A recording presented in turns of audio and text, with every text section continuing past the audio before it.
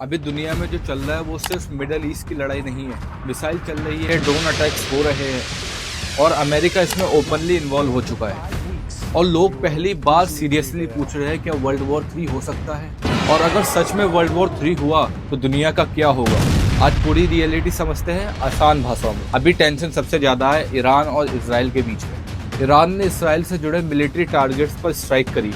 इसके जवाब में ईरान ने missile attacks, drone strikes, regional retention. अब प्रॉब्लम ये हुई कि यूनाइटेड स्टेट भी डायरेक्ट सपोर्ट में आ गया। अब सिचुएशन बढ़ गई Iran versus Israel plus USA, यानी कॉन्फ्लिक्ट बड़ा हो चुका है। मिडल ईस्ट अकेला नहीं चल रहा, यूरोप में रशिया और यूक्रेन की वॉर जारी है। एशिया में चाइना मिलिट्री प्रेशर बढ़ा रहा है। इतिहास बताता है जब कई रीजन में टेंशन एक साथ बढ़ती है तभी ग्लोबल वॉर शुरू होती है। सबसे बड़ा सवाल, अगर वर्ल्ड वॉर 3 हुआ तो क्या होगा। अब इमेजिन करो, एक कंट्री डायरेक्ट अटैक करती है, दूसरी कंट्री अलायंस एक्टिवेट करती है, फिर डोमिनो इफेक्ट शुरू। कुछ ही दिनों में मल्टीपल कंट्रीज वॉर में। फर्स्ट वीक सबसे पहले क्या होगा, इंटरनेशनल फ्लाइट बंद होगी, stock market crash, internet restrictions, oil supply रुकना, पेट्रोल और फूड प्राइसेस अचानक बढ़ जाएंगे। अगर सुपर पावर एक दूसरे के सामने आ गए तो न्यूक्लियर वेपन यूज होने का खतरा बढ़ जाएगा।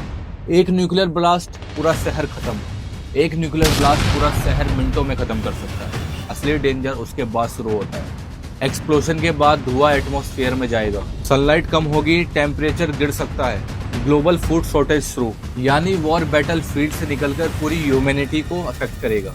अब बात करते हैं इसका असर इंडिया पर क्या होगा। इंडिया डायरेक्ट वॉर में भी ना जाए फिर भी इम्पैक्ट आएगा। ऑयल क्राइसिस, इंपोर्ट्स रुकना, इकोनॉमिक प्रेशर, साइबर अटैक्स। लेकिन इंडिया की डिप्लोमेसी स्ट्रांग है। इंडिया के रिलेशन वेस्ट से भी, रशिया से भी और मिडल ईस्ट से भी, इसलिए चांसेस है कि इंडिया प्राइमरी टारगेट ना बने। अब बात करते हैं रियलिटी चेक।